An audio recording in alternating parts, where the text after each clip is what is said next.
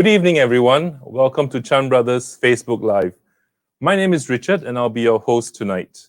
We have an exciting destination to share with you tonight, and we have a special guest presenter all the way from Mongolia. Please help me welcome Ochirt. Hi, Ochirt. Welcome to Singapore. Hello, Richard. It's so nice to be here. And to all the Singaporean travelers out there who are tuning in today, we have a fun-filled session planned for everybody tonight. We have some beautiful scenery to share with you, exciting videos, and lots more fun facts about Mongolia. You'll also stand a chance to win prizes in our quiz segment. But first, like and share our presentation by clicking the buttons below, and you could win a $10 fair price voucher and this Silk Pro Nano White Fresh gift box worth $60. So go ahead and hit that like and share button below. Now, earlier we asked you what would be your favorite activity in Mongolia. What would be your dream Mongolian experience?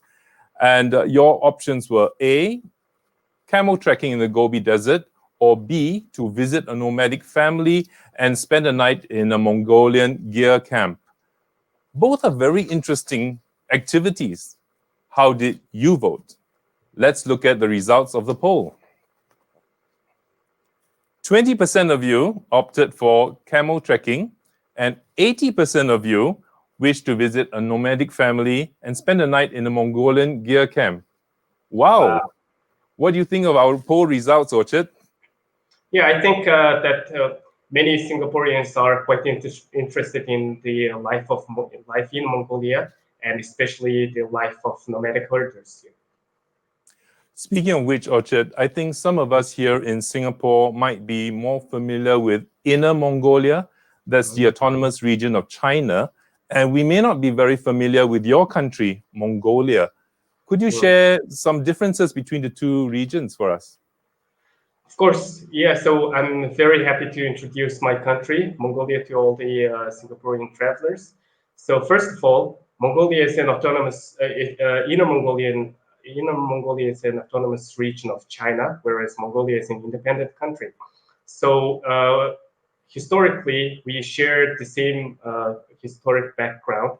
However, during the 1940s, we got officially separated, and Inner Mongolia became a part of China. So they have less than 20% of the whole total population, ethnic Mongolians, and more than 80% are Chinese. So they are very influenced by China. So in our case, so we have always been Mongolia, and we have kept our traditions even today. And there are some, let's have a look at some facts and figures. So Mongolia is a country located in Central Asia, and it's landlocked between Russia and China. So we have a landscape of 1.5 million square kilometers. So with that, we are the 6th largest country in Asia and 18th largest country in the world. And also, the capital city is called Ulaanbaatar, or the Red Hero, and it is actually the coldest capital in the world. Wait a minute. How cold is cold? So the average annual temperature is almost 1 degrees minus 1 degrees Celsius. So it's quite cold. Yeah. So Ulaanbaatar is the financial, cultural, and industrial heart of the country. However, outside the city, the landscape is very beautiful and it's very diverse. So our landscape is covered by grassy steppes to the west, and lots of beautiful high mountains and beautiful lakes and rivers to the west, and beautiful the forests in the north. And of course, we shouldn't forget about the Gobi, which is in the south, and it is one of the most beautiful places in our country. And our total population is over 3 million, or 3.3 million, and we are actually the least densely populated country in the world. So imagine having only 2 people per square kilometer. Yeah. Can we go to the next slide, please? So our main religion is Buddhism. We have more people with who follow the Buddhist way of life here, and there are lots of people who are non-religious, but we do have many people who are Christians and Muslims. Yes, and language-wise, so Mongolians have official language is Mongol, but there are lots of people who speak Russian and English. So as for the climate, we have 4 seasons: summer, spring, autumn, and winter. It can be quite cold during the winter, and the average temperature during the summer is about 25 to 28 degrees Celsius. And during the winter time, it can be very cold, and during the daytime, you can almost reach 30 degrees minus. So yeah. However, Mongolia has lots of sunny days. We have over 250 sunny days throughout the year. So that's why we are called the land of the blue skies. Thanks for sharing those facts and figures about Mongolia. Viewers, did you know that Mongolia is so large, it's about 2,000 times the size of Singapore, but with a population of only 60% of ours. So the next time you're planning a holiday and you want to avoid all the crowded areas, you know where you should be headed: to Mongolia. Definitely. This brings us to our first quiz question for tonight. All you need to do is to listen carefully for the next question and then type your answer in the comments box below. Within 1 minute, our producer will pick a lucky winner to win a 1-day city tour with dinner for 2 persons, and that's worth $250. You may be wondering, so where is this city tour going to be? Well, actually, that's the quiz question. Listen carefully for this question and type your answer below. The question is, please name the capital city of Mongolia. Your time starts now. I'll repeat the question again. Please name the capital city of Mongolia. Good luck, This should everyone. be an easy one. If you were listening to Ochirt closely earlier on, you should know this answer. I'll give you a hint. It's just one word. There are 11 letters, half of which are vowels. Go figure that one out. You need to get the spelling correct. We're down to about 30 seconds. Remember, the winner will get a city tour for 2 persons with dinner worth $250. So that's a pretty good tour we're looking at. So have you figured out where this will be? Once again, the question was, what is the capital city of Mongolia? Down to the last 10 seconds. 7, 6, 5, 4, 3, 2, 1. Time's up. Ochirt, can you tell everybody the answer to the first question, please? Yeah, the capital city of Mongolia is Ulaanbaatar, or the Red Hero. I'll have you spell that out just to make sure you can. So yeah, so it's ULAANBAATAR.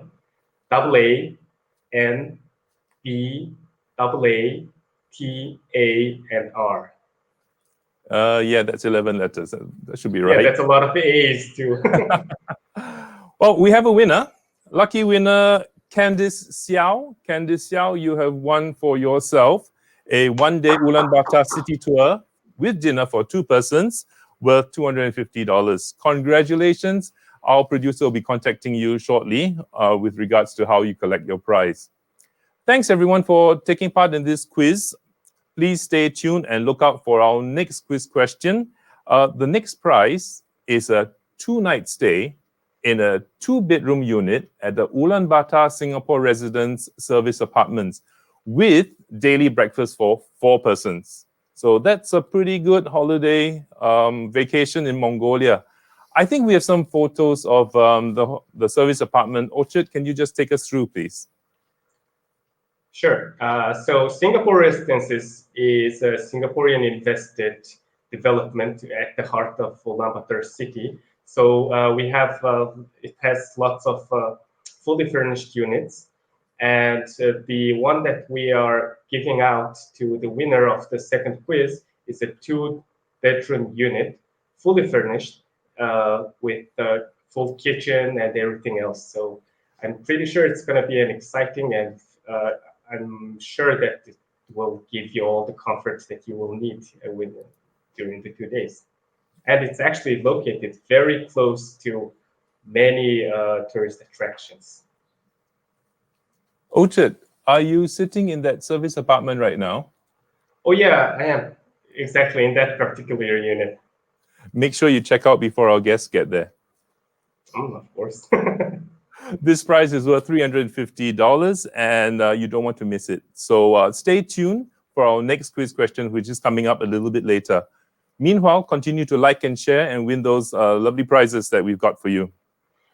So Ochirt, earlier you gave us a brief description of Mongolia.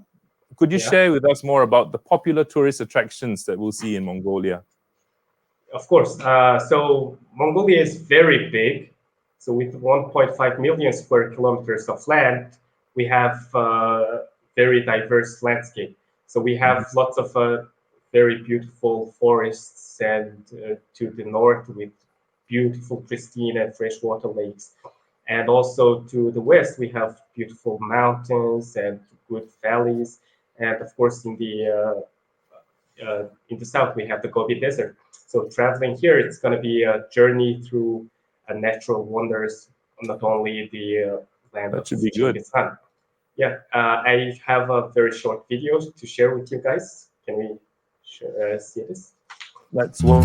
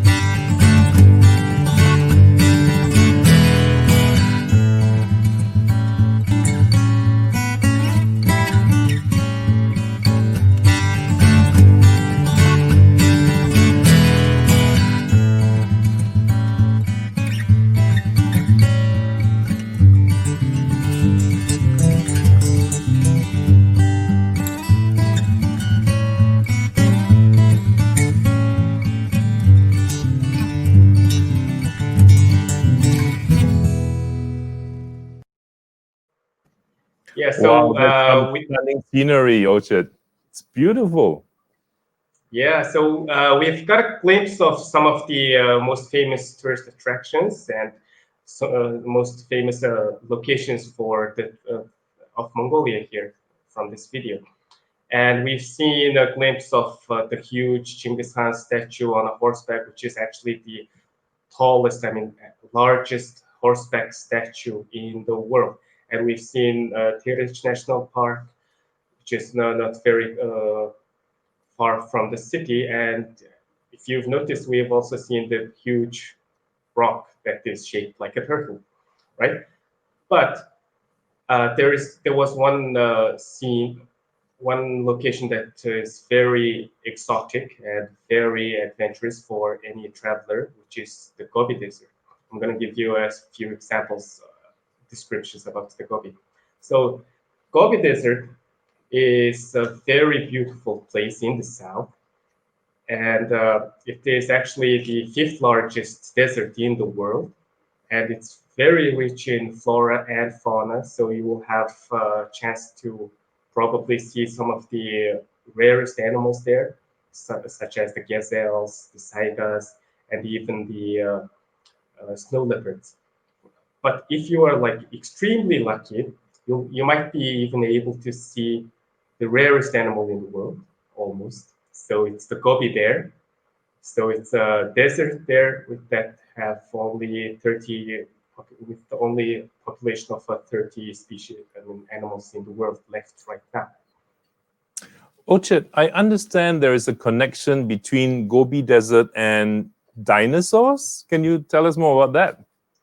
Yeah, so yeah, as for the dinosaurs, Gobi is actually one of the few places that is very rich with dinosaur fossils. So lots of excavations have been done here, and you can find lots of rare species from here. And in fact, there is one interesting news I just read today, which was an English university just discovered one new species of parrot-like diamond just a few days ago. So the announcement was just only a few days ago, so it's very interesting. However, despite the, that's also one of the major attractions or must-do things in Gobi Desert is to ride the two-humped camels through the sand dunes, right? So these animals are very magnificent, and they were largely used for transportation of trades and goods, especially during the 13th century, where through the Silk Roads that connected Asia and Europe. Right, so there is a lot of historic value, and you will also see a very beautiful, one of the biggest sunsets in the world on top of Camel even. And another exciting location that we saw from here was the central Mongolia. So central Mongolia is also a very beautiful place with lots of rivers and open grass fields. So it's one of the ideal places for the nomadic people to live in, because it's very, the animals can find lots of food there, right? So here you will experience the real nomadic life with the real nomadic herders, and it will have lots of beautiful sceneries that you will just will take your breath away. And one of the another main experiences that you can get is horseback riding, and I want you all to just imagine yourself riding a horse on an endless steppe. So there's no one around, right? You will only hear the birds, some streams, and that's it. So it will give your Oh, that soul sounds good. so very good calmness. It's very therapeutic. Yeah, of course, yeah. It will rest you a lot. So Mongolians have very long and one of the most remarkable histories. And in the land of Mongolia, we have evidences that show that people have lived here for since at least the Bronze Ages.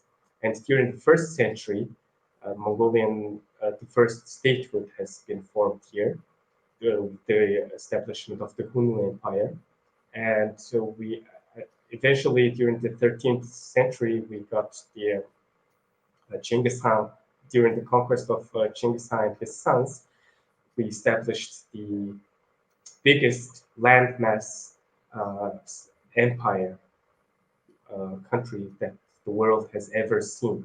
So the Genghis Mongol Empire expanded from Japanese Sea until the Caspian Sea. So it was a beautiful. It was a very powerful place, right? So when you visit here, there are layers and layers of history and culture and even other things that are waiting for you to explore.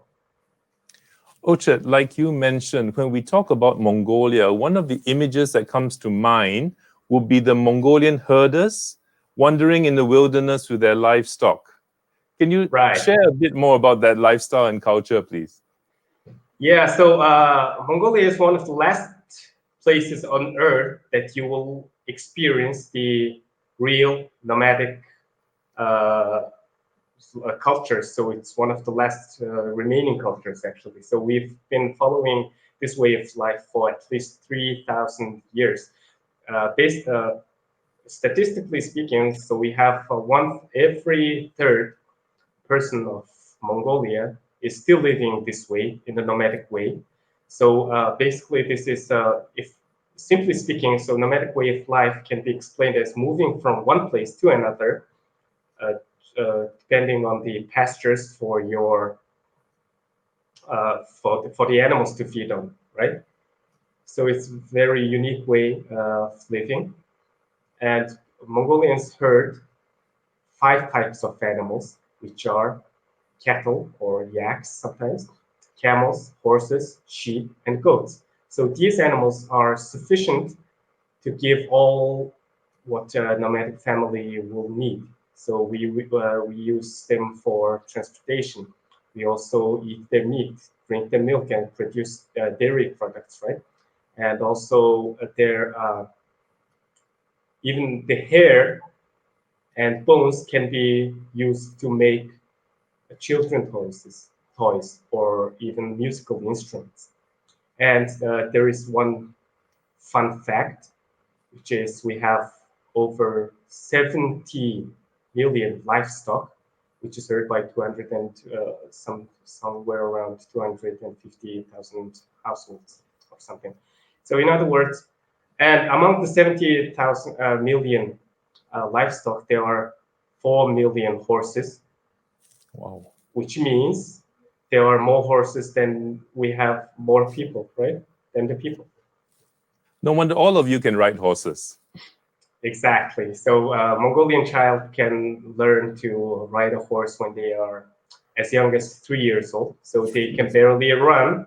Yeah, and they are still able to ride a horse. So it's amazing, you know.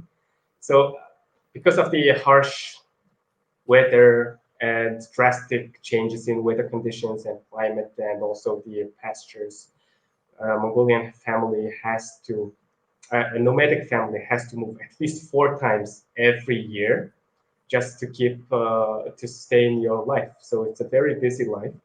So you have to move from one place to another just to get food for the animals, for example. And let's say during the winter time, they have to move to a place where there is a shelter from the mountain. And during the warmer times, such as the spring, autumn, and summer, they will seek one of the places with very beautiful, good availability of grass and herbs for the animals and water for them to drink. So yeah, and this picture is very common sight that you can come across when you're here. So this is a picture of a family moving, and you can see there are people there sharing a meal and the beverages. So whenever a Mongolian family is moving, of course you will be very hungry and tired. So when someone sees anyone moving around with all of their livestock, so they will just go there and welcome them and offer them refreshments like warm tea and dairy products and even that's very hospitable. Yeah, that is the traditional, the famous Mongolian hospitality that everyone is talking about. So it doesn't have to be like someone you know. So even strangers can go there and offer things like shelter, food, drinks, and everything that you might need. So when you're moving around from one place to another, you have to have an accommodation that is easy to take with you. right? So the nomadic people have designed the gear, which is the traditional home of the nomads. So it's basically a round-shaped home that is covered with felt for insulation. And it is a very mobile home that can be constructed and deconstructed easily. So you can take down or build a gear for. It only takes like 2 or 3 people for 2 or 3 hours to construct or even deconstruct the gear. And gear is actually a very unique. I mean, it's a very special accommodation. It has lots of benefits. It's very ergonomic, and it's also very ecologically friendly.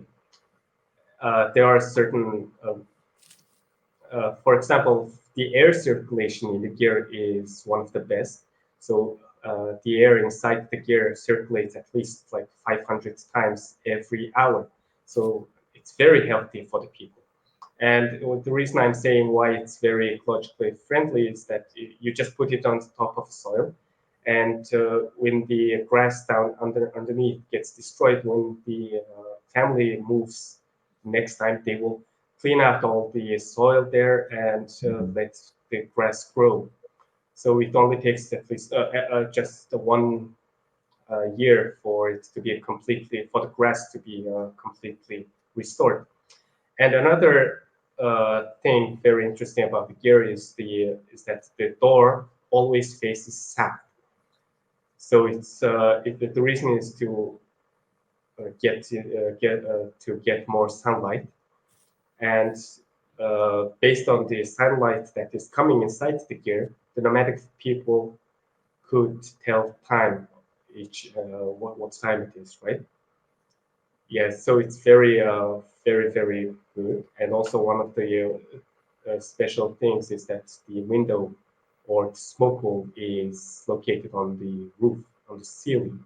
So it can be when you can gaze upon the millions and millions of stars from your bed and laying down when you're about to sleep. So today, tour camps have developed the gear further to accommodate the comfort and the needs of tourists. So this is basically something that you will see, you will stay in when you're here. Wow, thanks for that very, very detailed description of what the Mongolian gear tent looks like. I feel as if I'm being transported into such a camp right now. And if I were to look up, I see the stars above me right now. I feel so comfortable in here. Yeah, you're sitting here. Wow. I've got a good idea. Perhaps for our tourist groups who are going to Mongolia, we should give them the full Mongolian nomadic experience. We could get them to build their own tents and then spend the night in them. And the next day, they can take down the tents and move to the next location. We can do away with hotels. Hotels are so boring. We should do this every day. What do you think? Yeah, I mean, that's the best way for everyone to experience the real nomadic life. Yeah, I think so.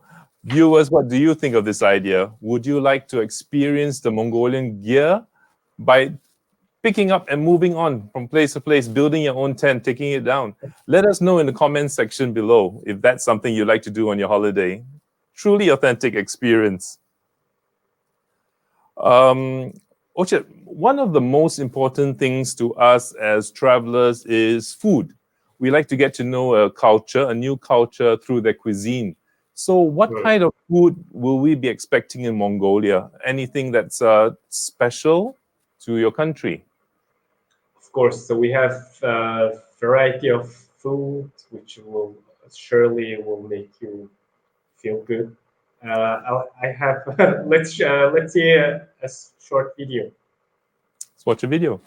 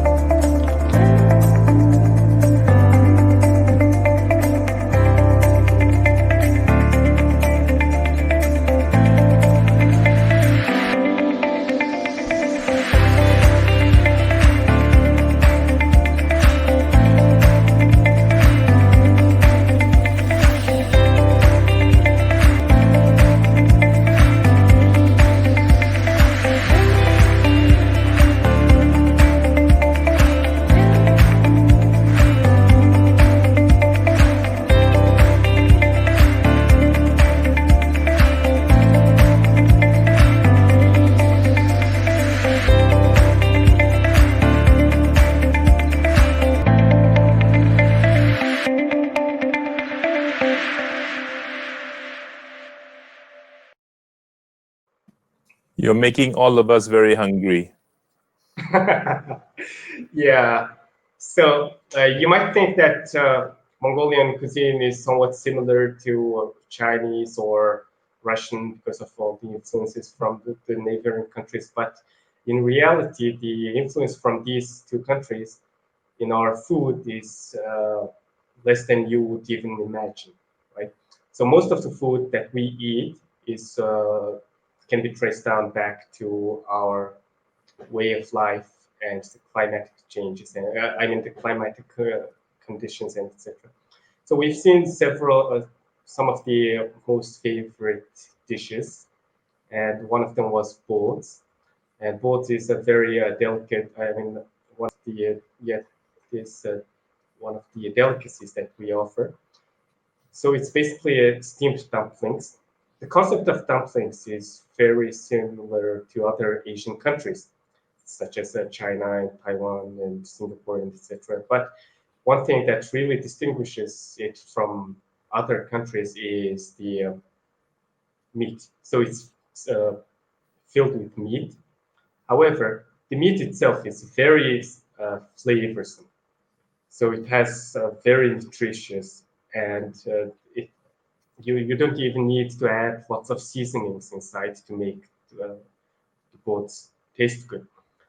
The reason is the what the animal is eating. So Mongolian livestock in the pastures, they eat at least 600 over 600 types of different grass and herbs. So that's why their meat is so delicious, and their flavor. I mean, it's very nutritious for people. So the next dish that we saw was horhog. So horhog is a must-eat food that whenever you come here. So horhog is basically land barbecue, but the way that we make it is very special. We use red hot stones. So instead of like just steaming around we use red hot stones that was heated up with dung fire, and we put it inside the container on top of the meat. So it kind of grills it, and it gives lots of very nice smoky flavor, and the meat itself is very nice, very flavorsome, and it takes at least like 2 hours to make one. And you've seen from the video that we put a very big stone, I mean a rock on top of the container. So Yeah. the steam itself is very important for making this hot dog. So it keeps all the nutrients, all the flavor inside. And after 2 hours, you've seen how the chef was enjoying it. So it's very Yeah. flavorsome, and it's very tender. It's one of the beautiful, most amazing dishes that you will find here, and I'm sure you will enjoy. Ochirt, earlier on, I noticed that there's a drink that's served in a bowl. Is that a local Yeah, beverage? yeah, that was milk tea, Tea. and Oh. it's yeah. So what it's basically a natural herbs tea made of natural herbs. We add milk in it and Mhm. some salt. So it's a very savory. I mean, it's very warm and a very satisfying drink. But Mm. there is another drink that is very special and unique to the area, which is called ayrek. Have you ever Aye. heard of it? Yes, Yes. famous. So ayrek is fermented horse milk. So it can be found usually during the summertime, and it's an amazing dish. In fact, I have a bowl of ayrek right in front of me right now. I'm going to show the people. So it's basically horse milk fermented, and I'm sipping it from my silver bowl. So the aroma is very rich, and the taste is, I mean, it just just smelling it made my mouth water right now. Yeah, so every Mongolian likes to drink this cider. So I'm just going to give you a small presentation. Wow. How about Yeah. living me? Yeah. the the aftertaste that it leaves, it's a bit bitter and sour, but very sweet. The aftertaste is amazing. So it can be drank by everyone, men, women, even small children can drink it, and it's enough to quench the thirst of people. It's enough to satisfy the hunger, and also because of all the the milk is from horses that eat lots of natural herbs. It's very nutritious, and one bowl of ayran is holds, let's say, about 1 liter of liquid, or even more. So one bowl of ayran has enough nutrients to satisfy all your vitamin needs, especially vitamin C. So Wow, it's something that you have to drink here. that sounds very, very healthy. So how do you make airag? I'm Yeah, curious. ayran is, yeah, like I said, it's mare's milk. So during the summer, what we do is we milk the mares every 30 minutes, and each time they will give you only about 200 milligrams of milk. So we collect all those milk and put it inside a sack that is made from cow hide. So and we put some yeast, which can be the air from the previous day or previous year or something, and then uh, we start to churning, and it's a lengthy process. It takes at least 3,000 times of churning just to make a very nice iron. 3,000 times. That sounds like a lot of effort for airag. We really have to try this when we're in Mongolia. Yeah, yeah. So everyone gets involved, even children do take turns to churn. Even guests, when they first enter a gear, Mm. instead of sitting right away, they will also churn the area before. So it's everyone is involved and everyone loves this drink. Well, Mongolian food looks really delicious, and I think everybody's getting very hungry right now. But Mm. Ochirt, for tourists who are not so adventurous, will there be other types of international cuisine found in Mongolia? Of course, yeah. So in the cities, we have lots of good hotels. Recently, we have lots of nice, prestigious, like internationally famous hotels like Shangri-La, Kempinski, and Ibis Styles have opened up, and they all offer European and Asian cuisine. So in their restaurants, you can find Indian foods, Chinese, Japanese, European, Italian, and everything you name it, right? And in the countryside, however, the camps will always give you options of European and Asian cuisine. So pretty sure there's not going to be any problem. Right, no problems filling our tummies. We're all packed and ready to come over immediately. Now, Right. viewers, if you watched our videos and photos a bit earlier on, you would have seen the beautiful and exquisite Mongolian costumes, and actually our presenters wearing one as well. How about you show them what you're wearing? Of course, my pleasure. This is a national dress of Mongolia. How about that? Doesn't our presenter look suave and handsome in that? Everybody give him a thumbs up and a heart. Comments below. So, Ochirt, will we be able to see this national costume when we're in Mongolia? Can you tell us a bit more about this national dress? Of course. So our traditional costume is called dez. So I'm wearing it right now. So this is a very common dez that you can find in everyday life in the countryside. So dez is like a robe-like garment. You can see we have no pockets, right? However, it's very big, quite big. So it's very easy to move around with it, and also it's enough. You can easily ride horses in it. So, and it's very suitable for the everyday life of Mongolians, especially the nomadic families, herders. So let's say it will keep you warm during the cold winter. Also, It will serve as a blanket. You can imagine yourself being a Mongolian herder, and you have to protect your livestock from a pack of wolves, for example. Then what you do is you just take your saddle, and it will serve as a pillow, and you will use your death as a blanket, right? Oh, So it's very amazing. looks very nice. So do you wear your national costume on a daily basis or only on special occasions? Are there any major national festivals that we'll be experiencing when we're in Mongolia? Definitely. So death is worn on a daily basis, especially in the countryside. So most of the people there will be wearing this, but in in the cities they will wear more casual clothes. However, we most of the Mongolians will also wear the traditional costumes during special holidays and festivals.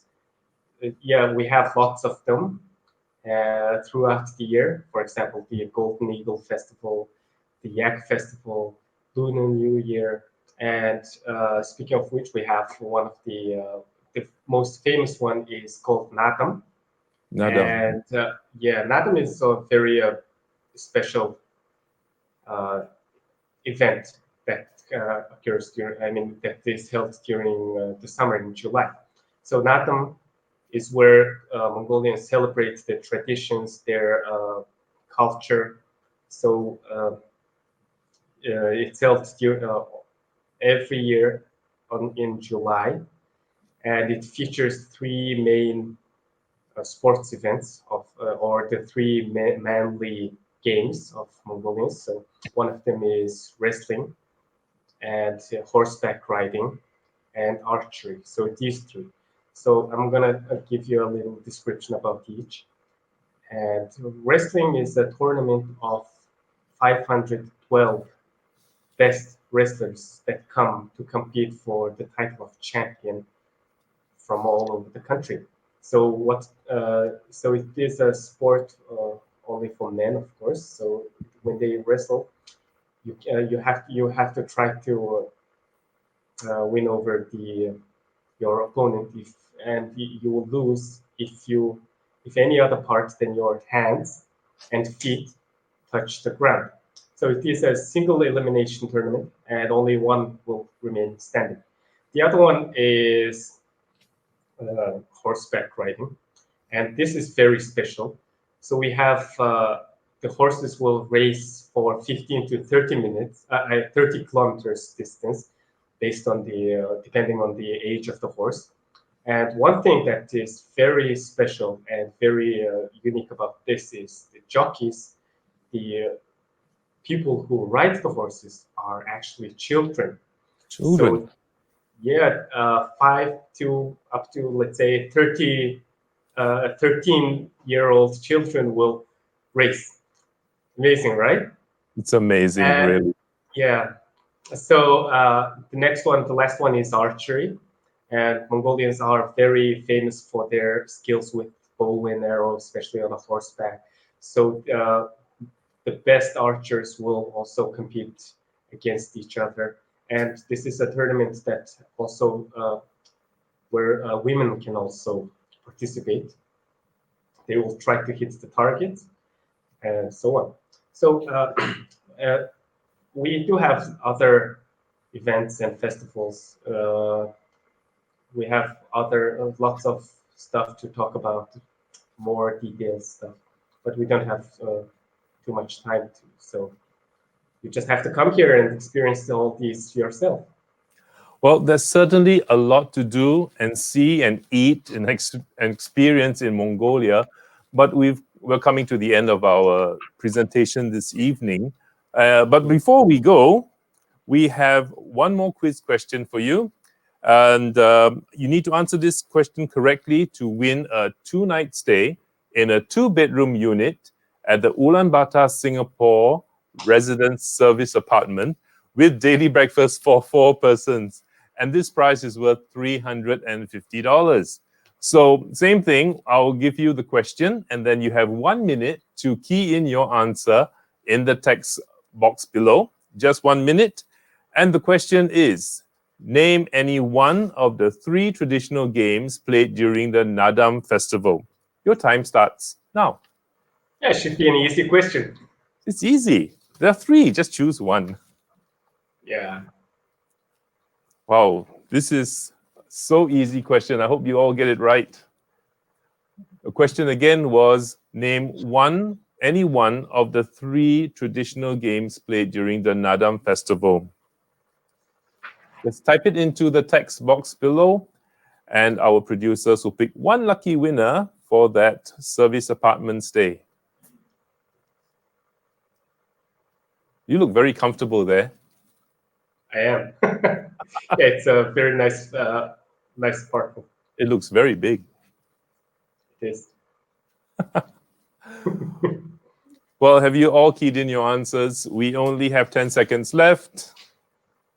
The last 5, 4, 3, 2, 1, and time's up. Ochirt, would you like to tell us the answers, please? Yeah, the 3 traditional games of Nadam are wrestling, archery, and horse racing. Do we have a winner? Drum roll, please. I've just been handed winner's name. The winner is Philip Tong. Philip Tong, congratulations. You won a 2-night stay in a 2-bedroom apartment at the Ulaanbaatar Singapore Residence Service Apartments with daily breakfast for 4 persons. Ochirt. Congratulations, Philip. We are really looking forward for you or you and your family, maybe even friends, to come stay with us. I'm sure you will have a great time here. Wow, personal welcome from Ochirt. That's so nice. Well, we've come to the end of our presentation this evening. Thank you, everybody, for spending this evening with us. We hope that you have learned a little bit more about Mongolia, about its culture and its heritage and its traditions. Better yet, book your next tour to Mongolia and experience it for yourself. We also like to thank Ochirt for his presentation tonight and for sponsoring the prizes tonight. Thank you very much, Ochirt. Thank you. It's been my pleasure. Everybody, please stay tuned to our social media channels and look out for our next presentation coming your way soon. For Chan Brothers Facebook Live, I've been your host, Richard. Thanks for staying the evening with us. Stay safe, and we'll see you again soon. Bye-bye. Bye.